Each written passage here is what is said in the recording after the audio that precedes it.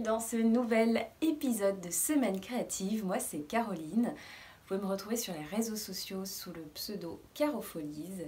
Bienvenue par ici. Ça fait 2 semaines maintenant que je ne suis pas revenue, alors que j'avais dit que je revenais plus tôt toutes les semaines. J'ai du mal encore à revenir dans cette habitude de filmer ce que je fais dans ma semaine créative. Quand même, l'épisode s'appelle Semaine créative, donc ça m'embête de ne pas revenir comme je faisais avec des petits moments de ma journée créative. Compilés pour créer la semaine créative. Je vais essayer de m'y remettre.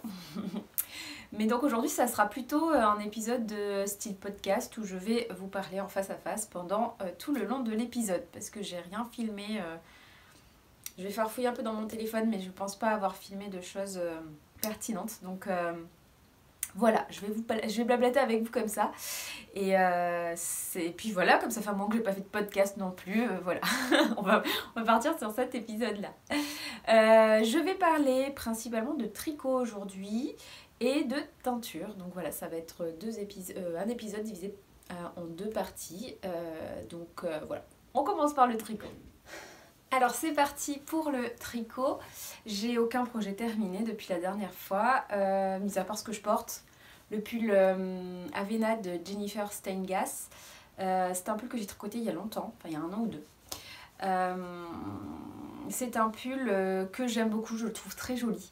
J'adore les petits épis de blé là, de ce pull. En plus j'aime beaucoup la couleur que j'avais choisie sur le kaki. Alors c'est une pelote, le fil c'est de la Soft Tweed de chez Drops. Soft, je ne sais pas pourquoi ils l'ont appelé comme ça parce que c'est pas hyper soft, hein. Dessous j'ai un petit damar qui me va très bien, qui adoucit ma peau quoi. Il est pas hyper doux ce fil, il est chaud par contre, je trouve qu'il est assez chaud. Par contre il est pas du tout doux, hein. C'est un tweed qui est quand même joli, je trouve. C'est un joli rendu de tweed. Moi, j'en suis satisfaite. On voit bien les petits tweeds. Alors, hop, on voit rien. On voit rien. Pardon, avec le soleil. Mais franchement, je le trouve assez sympa comme fil par rapport à ça. Il n'est pas très très cher, je crois que c'est un mélange d'acrylique par contre et de laine, mais voilà, il est plutôt bien. Ce modèle est payant, par contre, je vais être honnête avec vous, j'adore le rendu, enfin j'adore ces épis de blé, je trouve ça très joli, mais à porter, en fait, je me rends compte que je ne l'ai pas beaucoup porté. Je le porte à la maison, voilà comme ça, mais en fait, je n'aime pas du tout la construction yoke. Je crois que c'est la première fois que je tricote du yoke. Et en fait, je n'ai plus refait de yoke depuis ce pull, car je sais pas si vous allez voir, mais ça remonte vachement. Voilà, quand je bouge trop, et ben voilà, ça fait des vagues. Alors, il y a le jacquard hein, qui vient resserrer les mailles, oui, mais je l'ai quand même, je crois que je l'ai lavé et bloqué 2 fois pour bien le tendre. Et voilà, mais ça fait quand même ça. J'aime pas trop en fait. J'aime pas trop. Même là sur le côté, ça fait des boudins. Sur moi, je trouve que la construction yoke ne me va pas. La construction yoke, c'est une construction circulaire, donc comme pour faire un pull en rond. Mais en fait, on fait un pull en rond et on fait les augmentations de manière équilibrée pour former un rond en fait. Et après voilà le corps, les manches, etc. Je préfère la construction raglan, c'est celle que je fais principalement quasiment tout le temps quoi. Et je trouve que ça me va beaucoup mieux. Après c'est peut-être parce que j'ai pas assez de poitrine ou quelque chose comme ça par rapport à ma morphologie, hein, je sais pas. Dites-moi vous si vous faites beaucoup de yoke et ce que vous en pensez. Pourtant j'adore les modèles de jacquard islandais, enfin tous ces pulls là j'adore, mais en fait je me dis mais non mais tu peux pas faire de yoke sur toi. Alors j'ai fait la taille XS, alors peut-être qu'il faudrait que je fasse un peu plus grand, mais je me dis même plus grand, enfin pour que ça soit un peu plus lâche. Je sais pas. Peut-être qu'il faudrait... Dites-moi en commentaire. Je veux bien vos conseils si vous en avez. Mais voilà. En tout cas, je peux pas vous dire vraiment ce pull, je l'ai bien usé, il est parfait. Enfin, le fil tient bien, etc. Parce qu'en réalité, je ne le porte pas très très souvent. Voilà. Bon, bref. Revenons à nos moutons, oui, moutons, parce que du coup, mon premier ouvrage en cours, c'est du mouton, c'est de la laine 100%. C'est toujours le même, vous le connaissez depuis le temps, si vous avez vu les épisodes précédents. C'est le Big Old Colt de Rory Locatelli. Je ne sais plus où j'en étais au dernier épisode, je n'ai pas regardé. Pourtant, j'ai essayé d'organiser un peu l'épisode, mais je n'ai pas regardé où est-ce que j'en étais. Mais je crois que c'est une nouveauté quand même. J'ai terminé les manches. Ça, je crois que je ne l'avais pas fait il y a 2 semaines. Hein. J'étais en train de tricoter les manches, car donc je tricote ce modèle qui est un modèle de long gilet de Rory Locatelli qui s'appelle Big Old Coat. Et je le tricote avec un fil de The Yarn Lovers 100% wool. C'est un fil qui ne se fait plus. Je ne sais plus combien j'avais de pelotes, mais il me reste 2 grosses pelotes comme ça et ma pelote en cours. Donc il me reste quand même pas mal de fils, sachant qu'il y a 200 mètres par pelote, 200 grammes. Donc c'est pas mal. Moi j'avais pris la décision de faire les manches en premier pour m'en débarrasser et aussi pour être sûre d'avoir assez de laine pour faire la longueur que je voulais parce que je veux un long gilet pour l'hiver. Donc j'ai terminé mes 2 manches. Et je suis ravie car maintenant il ne me reste plus que le corps et j'ai plus à me soucier des manches. Donc je trouve ça très sympa ce genre de modèle où on tricote l'encolure en même temps. Ça c'est vraiment très satisfaisant je trouve. Dites-moi ce que vous en pensez mais moi j'adore ça. Je trouve ça très joli en plus ce col là qui vient se mettre là derrière et qui est là tout le long avec des côtes. Je trouve ça très joli, j'aime beaucoup. Et voilà, donc, et en plus ça amène un peu de dynamisme au modèle car quand on tricote, vous voyez j'ai fait avec mes petits marqueurs feutrés et en fait quand je suis là, ben je fais mes côtes de 2 et je change un peu du point de base du modèle qui est le basket rib, je ne sais toujours pas le nom en français, je ne l'ai pas trouvé. C'est en fait des espèces de côtes décalées sur 6 rangs et donc voilà c'est un point que j'ai eu du mal à comprendre au début. J'ai fait pas mal d'erreurs au début mais bon comme la laine est assez foncée ça se voit pas trop j'ai dû détricoter plusieurs fois, enfin ça a été l'horreur au début et en fait en faisant les manches et en faisant le point en rond et ben hop, il s'est intégré dans ma tête et c'est bon, je l'ai compris, je n'ai même plus besoin de regarder le patron, je l'ai compris et je suis trop contente car du coup je le fais en aller-retour cette fois, mais j'ai compris la logique donc très bien et je ne me trompe plus. Bon, à part hier soir où j'ai fait un rang, j'étais fatiguée et du coup j'ai fait un rang, j'ai dû le détricoter, là j'étais un peu agacée car le rang est très long. Je ne sais plus combien j'ai de mailles, les filles me l'ont demandé au tricoté. Mais je sais plus. J'ai pas regardé. Je crois que je veux pas savoir. Parce qu'en fait là... comment le dire? Mais pas méchamment pour le pull. Enfin pour le modèle parce que je l'aime beaucoup. C'est juste que là... j'en peux plus en fait. C'est long, c'est long. Et en plus comme je veux un gilet long. Bah là j'en suis... Attendez, je crois que j'ai mesuré hier. J'en suis à 26 cm, quelque chose comme ça. Et je crois qu'il faut aller jusqu'à 46. Il y a encore 20 cm, mais moi je sais même pas. J'hésite à faire un peu plus long. Donc voilà, autant vous dire que je calcule très rarement ce que je tricote. Alors, par contre, ce que je fais, c'est que je mets mon petit marqueur là pour savoir où j'en suis. Comme ça, je vois comment j'ai avancé. Je fais environ 2 cm par jour. Pour tout vous dire, je tricote en ce moment que le soir. Donc je fais 2 cm. Alors ce qui est bien c'est que c'est des aiguilles quand même 4,5 donc, ou 4. C'est un fil assez gros mais en fait c'est quand même assez fin pour ce genre d'ouvrage qui met du temps. Pardon. Et Donc 2 cm, ça me fait 4 ans quoi, à peu près. Je fais 4 ans tous les soirs à peu près quoi. Donc c'est très lent, très très très lent.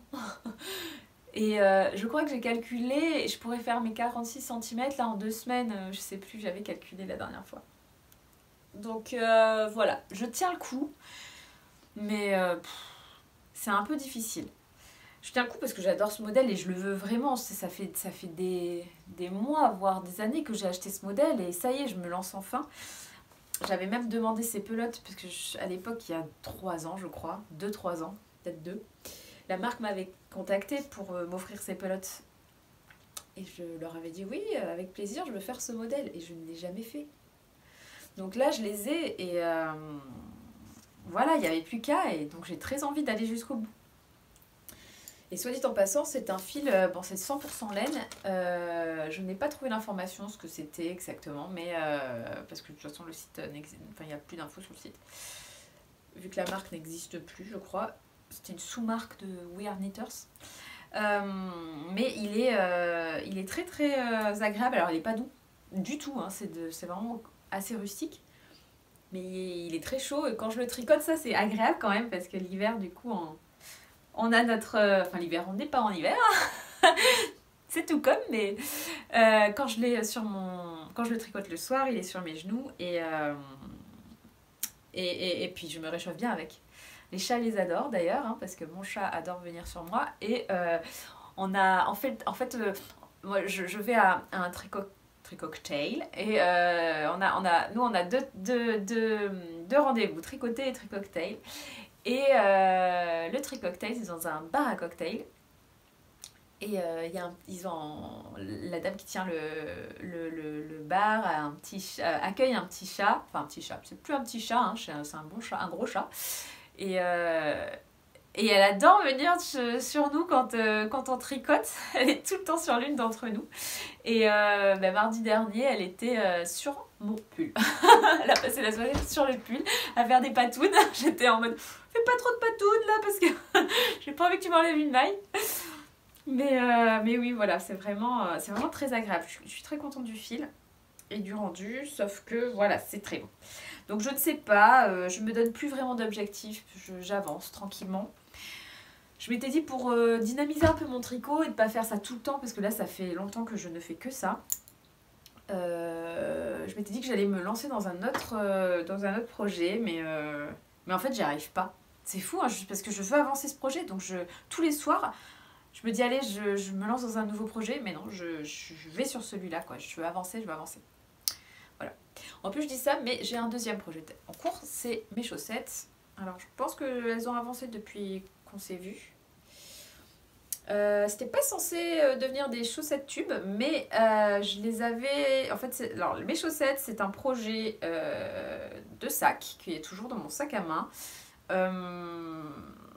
que j'avance quand je sors, que je suis dans une salle d'attente ou que je fais autre chose, dans la voiture, etc.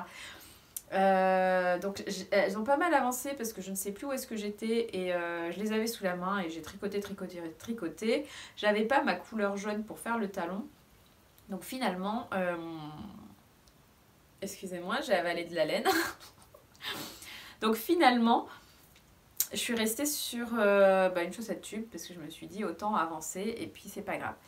Donc voilà, j'en suis là et elle avance pas des masses elle non plus et je pourrais tricoter ça aussi pour changer un peu de celui-là et faire du zéro cerveau, mais parce que ça c'est même pas du zéro cerveau parce que il y a quand même le point qui change tout le temps quoi. C'est pas du jersey et c'est ça, j'avais envie de jersey mais j'ai pas envie de tricoter des chaussettes. C'est pas grave. Voilà, donc mes deux projets en cours c'est ça. La semaine dernière, ou il y a 2 semaines maintenant, je vous ai fait un podcast, enfin un vlog créatif, sur mon envie de transformer la toison que j'ai récupérée des moutons et des brebis pour en faire un habit. Je suis partie sur une idée de poncho. Donc dans l'épisode précédent, je vous montre toute la transformation de... alors dans l'épisode, je vous ai montré surtout du cardage jusqu'au filage. Avant, évidemment, dans les épisodes précédents, dans certains épisodes, je vous avais montré, j'avais fait un petit épisode où on était allé tondre les moutons. Je vous le remets là. On avait fait, et puis dans plusieurs épisodes, je vous ai montré la teinture, notamment la jaune avec la Buddleia, que je vous remets là aussi si vous voulez.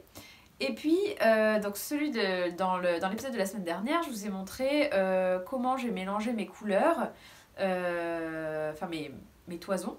Donc une toison blanche de mélange de Texel et de Vendéenne, de brebis Texel et Vendéenne, du gris bleu du Maine, de brebis bleu du Maine, et du jaune qui est de la toison de bleu du Maine, mais teinte avec de la Buddleia qui est une fleur violette qui fait du jaune magnifique. Et un petit peu de touche de curcuma, je crois. Donc voilà, j'ai gardé tout ça, j'ai gardé cette mèche et je l'ai ensuite filée. Ce qui m'a donné du fil qui est ici, que je vous ai montré donc la semaine dernière. La semaine dernière, je vous ai montré tous les fils et là, je vais vous montrer tous les écheveaux. Donc ça y est, j'ai fini vraiment tous les fils, tous les écheveaux. J'ai en tout... Attendez, je vous ai noté ça parce que je me rappelle plus par cœur.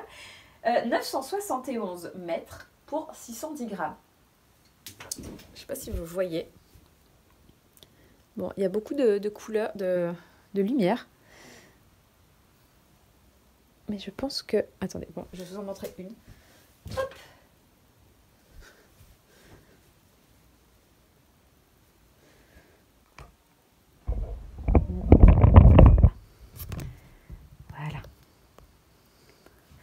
Donc là, on est sur un fil magnifique que j'aime trop. Et ça donne... Alors, ça donne un espèce de fil chiné. Et tous les écheveaux se ressemblent. Donc ça, je suis hyper contente aussi parce que c'est ce que je recherchais aussi, hein, que ce soit assez... Que quand je change un écheveau, ça se voit pas énormément. Et puis, je pense avoir réussi. Donc je suis contente. Alors, je me suis lancée dans un échantillon. Le voici, le voilà. Donc, c'est un échantillon tricoté en aiguille 5 et en aiguille 5,5. Là, la démarcation est là. Et vous voyez... Allez, focus pour qu'on voit mieux. On voit bien... Là, il y a du jaune, là, il y a du gris. Voilà, le rendu tricoté est assez agréable, je trouve. Et je suis hyper contente. Et une fois tricoté, c'est plutôt doux. C'est plutôt doux et je pense qu'à force de la laver, ça va s'adoucir encore plus. Donc, je sais pas si vous voyez la différence vraiment entre le 5,5 et le 5. Entre les aiguilles 5 qui sont ici et 5,5 qui sont là, avec la caméra. Moi, je le vois vraiment dans la réalité. Les mailles sont vraiment beaucoup. Elles sont plus serrées par ici que là. Et j'ai plutôt envie d'un rendu serré que celui-là. Je trouve que... regardez, là, on voit bien que c'est aéré. On voit bien mon doigt qui bouge là à gauche. Alors que là, beaucoup moins. J'ai plutôt envie d'un rendu avec des aiguilles 5. Que 5,5. Donc je pense que je vais partir sur ce rendu ici et ça sera top. Donc voilà l'échantillon. Je vais me remettre assise pour vous. Est-ce qu'on me voit? Oui. L'échantillon que j'ai calculé, c'est 14 mailles pour 10 cm, 14 mailles et 12 rangs. Je me dis qu'on est sur un fil worsted à peu près, hein. De toute façon il va y avoir beaucoup de changements parce que vous l'avez vu sur l'échantillon et sur mon fil, hein, j'ai des j'ai pas une régularité de machine de fil industriel, donc voilà. Et en plus je suis pas une experte du filage non plus, donc voilà, ça va être assez aléatoire, mais ça va être super joli. Ça va être j'ai une émotion vraiment... quand j'ai terminé ce petit échantillon, j'étais très touchée. Parce que je me dis, je n'imagine pas quand mon poncho sera terminé. Mais en fait, d'avoir fait toutes les étapes, moi-même, enfin, à part la tonte, hein, mais d'ailleurs, il y a, je sais plus qui c'est en commentaire la semaine dernière qui m'a dit il n'y aura plus que la tonte à faire la prochaine. Non. Non, non, non, je veux pas. Je laisse ça aux professionnels et là, moi, j'en ai même pas envie. Mais ouais, je suis... Ouais, je suis hyper... je sais pas comment dire, c'est pas forcément de la fierté. Je suis pas fière de moi d'avoir réalisé tout ça, mais je trouve ça très émouvant de se dire que avec de la toison, comme ça, qui tombe du mouton, je peux réussir à faire ça. C'est hyper bête, hein, hyper basique comme réflexion, mais ça me procure énormément d'émotions. Et en fait, quand toute cette idée a commencé à germer dans ma tête, j'en ai parlé ici, je ne sais même plus dans quel épisode, mais pour celles qui me suivent depuis un moment, vous le savez, me dire mais pourquoi je le ferais pas moi-même, ben en fait, ça y est quoi, j'y suis, je le fais. C'est assez ouf. C'est trop bien. Donc voilà. Que ces petits moutons deviennent ça. En tout cas, ça, pas lui, mais sa laine. Trop chou. Bon, voilà. Donc la semaine prochaine, je vais peut-être commencer à me faire mon échantillon de... Enfin, mon poncho. Je pense que je vais, comme je vous avais dit il y a 2 semaines, là, dans l'épisode, partir sur deux rectangles. J'ai pas envie de me prendre trop la tête. Et d'ailleurs, je me suis basée sur ma couverture en tissage. Et je l'ai mesurée pour voir un peu la taille de mon poncho qui serait bien. Je ne sais plus, je l'ai plus en tête. Mais je crois que j'étais partie sur 100... Ah, je sais plus. Bon, bref, je vous dis des bêtises, mais je vais pas vous dire de bêtises, mais voilà, j'ai la taille exacte. Et je crois qu'il faut que je monte selon mon échantillon 90 mailles, quelque chose comme ça. Donc c'est parti, je vais faire mes mailles et puis je vais faire mon rectangle et puis voilà. Il me reste encore de la toison de Texel que j'ai mis de côté. Texel vendéenne, c'est un mélange, hein, je ne savais plus. J'ai mélangé les deux toisons. Il me reste encore un peu de jaune, il me reste du gris, donc je vais pouvoir refaire au cas où des échevaux s'il m'en manque. Là, bon, sur 971 mètres, je pense que j'aurai quand même assez, mais bon, on sait pas. Donc au cas où, je pourrais les refaire. Et puis voilà, je vais commencer à faire des pelotes de mes échevaux pour les avoir. Et puis voilà, on va se lancer. Donc la semaine prochaine, j'aurai ça à vous montrer, peut-être les étapes. Et puis voilà, écoutez, là c'était le point tricot. Et puis c'est tout, écoutez. Ouais, on va passer sur la teinture. Non, je voulais vous montrer une idée de tricot que j'ai eue. Je voulais me faire un bonnet. Avec, bon, c'était un écheveau, mais il s'est hop. C'était la cascade yarn que j'avais acheté 220 Ether que j'avais acheté l'année dernière pour faire le pull de Cécile qui tricote. Mince, comment il s'appelle, avec les fleurs là. J'ai mon Ravelry qui est là, oui, mon Mila. J'avais hésité à faire mes fleurs en rouge ou en vert et j'avais acheté du coup cet écheveau. Et bien je me suis dit que j'allais le transformer en bonnet, c'est plutôt doux. Et il me restait un petit peu de Ether doré, enfin beige doré. Et je me suis dit que j'allais peut-être faire un petit jacquard sur mon bonnet. Je vais partir sur un bonnet tout simple avec des côtes et du jersey. Et peut-être faire un bandeau de jacquard avec cette couleur-là. J'aimerais bien faire des fleurs encore. Je sais pas, je vais voir. Mais en tout cas, voilà, ces deux couleurs-là, je pense que ça peut être très sympa. Et j'ai pas de bonnet vert comme ça. Je me dis, bon, ça pourrait bien m'aller. Et puis, j'aime beaucoup ce vert. Hein. Je sais pas si vous vous rappelez quand je vous avais montré que je l'avais acheté, j'avais beaucoup hésité parce que c'est vraiment très joli comme vert. Donc voilà, je pense que je vais partir sur ça. Je sais pas si je le ferai la semaine prochaine, parce que si je me lance dans le poncho, peut-être que non, mais ça va être un petit bonnet, un petit projet rapide, un bonnet, donc voilà. C'était pour vous parler de ce petit projet. Ça y est, l'automne est arrivé. Enfin, l'automne est arrivé plus ou moins. Moi, par ici, j'ai pas trop l'impression. Alors, les feuilles commencent à jaunir, mais je sais pas, c'est vraiment particulier comme sensation. J'ai pas l'impression d'être en automne. J'ai pas eu l'impression d'être en été, du moins en Mayenne, ici dans le nord. Quand je suis rentrée dans le sud chez mes parents, bah oui, j'étais en été clairement. Et heureusement d'ailleurs, j'ai pris ma dose de soleil, de chaleur.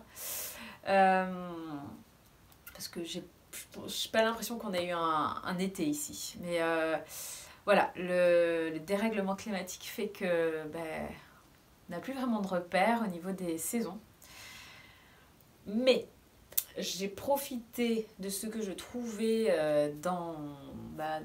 autour de chez moi pour cueillir, faire des cueillettes et faire des teintures. Et là, je me suis concentrée sur ce que j'avais à proximité, à foison. J'ai fait des teintures automnales. Je vais vous les montrer. Elles sont magnifiques. J'aime trop. Hop. Attendez, peut-être que je vais baisser comme tout à l'heure. Voilà. Tadam. On n'est pas sur des couleurs d'automne parfaites là. J'adore, regardez-moi ces nuances. Mais qu'est-ce donc, Caroline, comme plante? Eh bien, ce sont des plantes que vous pouvez trouver chez vous tranquillement, facilement, tout.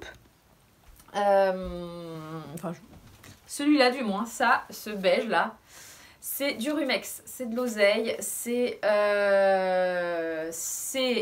les petits, je ne sais plus leur nom. En automne, en fin d'été, vous avez des petits pics qui vont se créer avec plein de petites graines. Ah bah si, là, vous les voyez derrière moi. C'est ça. En fait, ce sont des petits grains qui vont donner, qui vont colorer et qui vont donner, enfin moi en tout cas ça a donné ça, sans mordançage. Là ce sont des couleurs sans mordançage. Vous pouvez utiliser aussi la racine qui va donner une couleur un petit peu plus orangée normalement. J'ai toujours pas essayé, il faudrait que j'essaye parce que ça c'est vraiment une entre guillemets mauvaise herbe qui pousse vraiment partout. Alors si vous en avez près de chez vous, n'hésitez pas à vous amuser. Moi ça m'a donné donc ce beige là. Est-ce que j'ai noté combien j'en ai fait? Je crois que oui, car j'ai été une bonne élève. Alors, oui, j'avais 90 grammes de hamp. Voilà, je l'ai noté. Hamp, H-A-M-P-E-S. C'est des hamps de rumex. Donc, j'ai 90 grammes de rumex pour 50 grammes de laine à peu près. Un petit peu moins peut-être. Donc ça m'a donné un beige très clair, mais qui est, je trouve, très, très intéressant. Je vais vous montrer quand même. Peut-être que vous ne voyez pas trop la différence avec le blanc. Là, c'est du blanc. Donc il y a quand même une différence. Voilà, donc ça c'est très simple à faire. Le deuxième, ça va être celui-là. Ça, c'est des feuilles de noyer. C'est beau, hein. Celui-là, je l'aime trop. Ces feuilles de noyer, combien j'en avais? Caroline, bonne élève. 200 grammes de feuilles de noyer pour 50 grammes de laine. Donc, autant vous dire qu'il y avait beaucoup de feuilles de noyer. C'est pour ça que ça a dû me donner cette couleur assez foncée. Et le brou de noix, Caroline, mauvaise élève. Le brou de noix. Le brou de noix, vous savez, c'est les cosses qui sont autour des noix.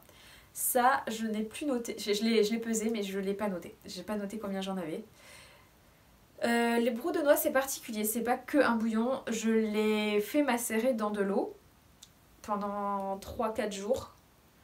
Et ensuite, je les monte à ébullition. Et je laisse reposer toute une nuit et ensuite je filtre et je fais ma teinture au bouillon avec la toison, sans mordant. Et ça m'a donné ce marron très joli, ce marron clair. Je dis marron clair car si on prend... Où est-ce qu'elle est ma toison? Si on prend de la toison d'Ouessant qui est marron, qui est brun, qui est brune. Voilà, mais c'est sympa, regardez. Ça fait vraiment un joli dégradé, quoi. De couleur automnale, j'adore. Et voilà, donc le brou de noix, c'est vraiment des choses que vous pouvez récupérer facilement si vous allez cueillir des noix par terre, les brous, il y en a partout. Alors là, je suis hyper frustrée car on a eu une tempête, la tempête Kirk qui est passée par là. Ça va, on n'a pas été trop embêté par elle, mais il a beaucoup plu. Et donc en fait, j'y suis allée hier à la cueillette des brous de noix et en fait, elles étaient toutes abîmées. Donc j'en ai quand même une deuxième là qui est en train de macérer, une deuxième marmite, mais je suis un peu dégoûtée parce que c'est un peu tard, quoi. Mais bon, c'est pas grave, je ferai ça. Alors là, je suis en train de faire un... Je ne l'ai pas encore cardé parce que c'est mouillé, mais j'ai fait un bain. J'ai gardé mon bouillon de feuilles de noyer et mon bouillon de brou de noix. Je les ai mis ensemble et j'ai fait une teinture avec les deux. Donc deuxième bain pour les deux. Et ça m'a donné un espèce de mélange entre les deux, c'est trop bien. Donc il y a ça, et puis le brou de noix que je suis en train de faire, je pense que je vais le garder. Je vais faire 2-3 bains pour avoir du beige là aussi. Donc voilà. Ça, c'était les teintures d'automne qui sont assez simples à faire si vous avez voilà, des noyers près de chez vous ou du Rumex. Une petite chose, les feuilles de noyer, en fait j'ai profité là aussi du gros vent qu'on a eu pour aller ramasser les feuilles qui venaient de tomber, qui jonchaient le sol. Je vais pas m'amuser à décortiquer un noyer et lui enlever toutes ces feuilles, hein. Faites attention quand vous faites de la cueillette. Faire une cueillette intelligente et raisonnable. Et voilà, le Rumex, moi j'en ai vraiment plein dans le potager notamment et dans le champ, dans mon jardin. Enfin c'est vraiment, ça pousse très facilement, donc ça je pense que c'est assez simple à faire donc, et à trouver. Et ça, si vous en arrachez ou vous coupez les feuilles, c'est pas... Les racines, du coup, ça partira, mais bon, ça reviendra dans tous les cas. Souvent, les petites graines, les hampes, vont créer de nouveaux bébés de Rumex. Et voilà, donc je dois me moucher. Donc, j'en ai fini avec les teintures. Dernier point que je voulais aborder avec vous, c'était il y a 2 semaines. En fait, on m'a offert un bon week-end doux. Je ne sais pas si vous connaissez, c'est un site sur lequel il y a plein d'ateliers que vous pouvez réserver pour les faire, mais sur plein de thèmes différents, vraiment. Faire ses bijoux, faire sa mozza, faire sa bière, son whisky... ou bien faire apprendre à faire des choses sur la laine. Donc moi j'étais plus allée vers ça, chercher un atelier. Notamment j'aurais bien aimé approfondir ma technique de feutrage, notamment à l'eau savonneuse. Je n'ai pas trouvé de stage près de chez moi à ce sujet.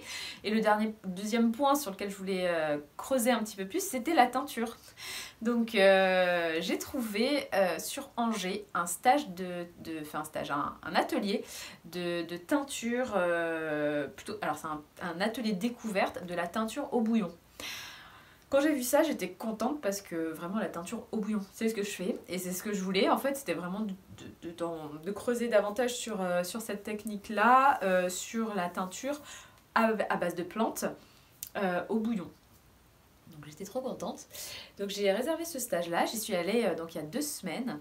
C'est Isabelle Munoz qui propose ce stage. C'est une teinturière qui ne fait que des teintures aux plantes, majoritairement locales qu'elle fait pousser dans son jardin. Enfin, j'aime beaucoup sa démarche et voilà, ses valeurs.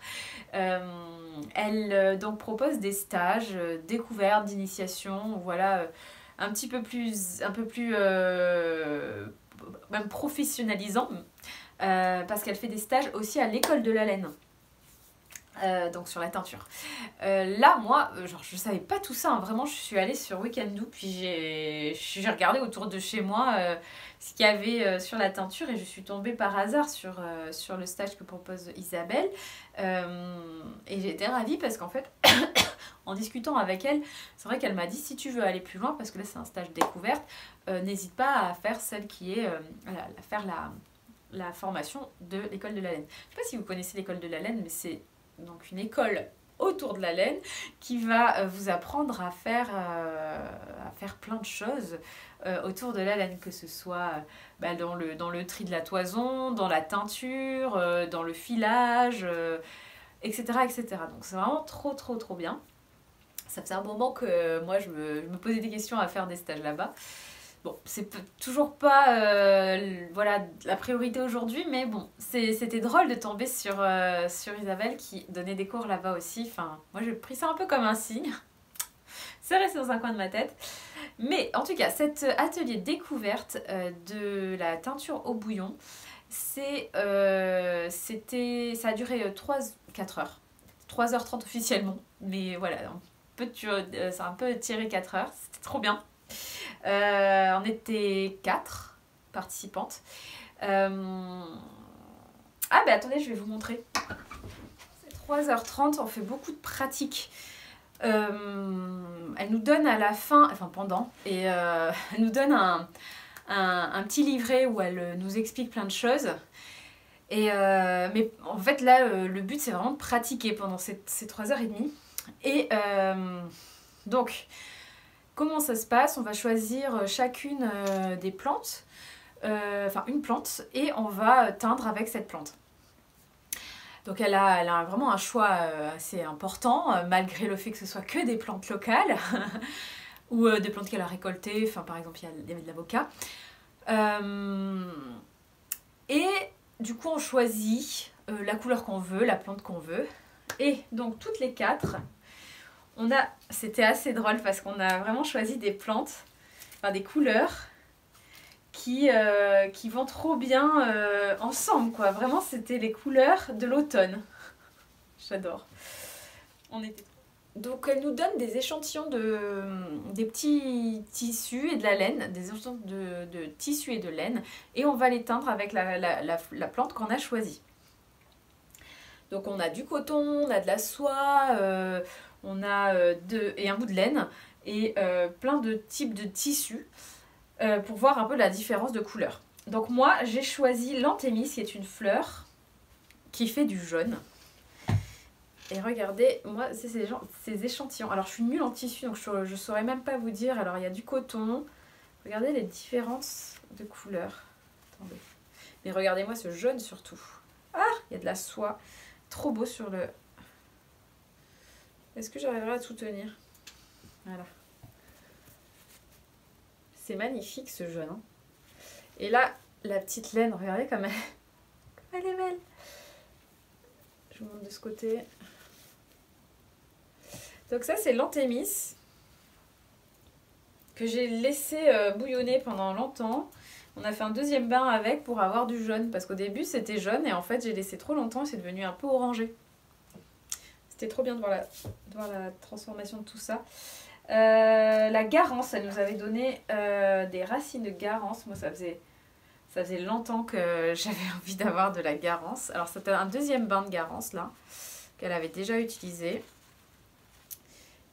Parce que moi ça fait longtemps que je vais faire du rouge, vous le savez bien. J'aimerais bien planter de la garance dans le jardin. Voilà la garance. La garance, ça a donné ça en deuxième bain. Un espèce de rose rouge. Hop. Pour la laine, ça a donné un truc assez foncé. C'est vraiment trop cool. Et ensuite, il y a prunier et avocat. Donc le prunier, écorce de prunier. Mince, j'ai perdu un fil. Oh non, c'est le fil de l'avocat en plus. Prunier pour la laine. Et puis j'ai perdu la laine, le bout de fil de laine avocat. Peau d'avocat. Voilà. Et ça tire sur du rosé. Donc moi je récupère les peaux d'avocat. J'ai jamais encore teint à l'avocat d'ailleurs. Mais je récupère. Alors, je n'en mange pas énormément, donc là j'ai encore un peu de temps avant de faire une teinture, mais voilà. Tous ces tissus ont été mordancés. Nous les avons mordancés à l'avance. L'avocat, normalement, il n'y a pas besoin.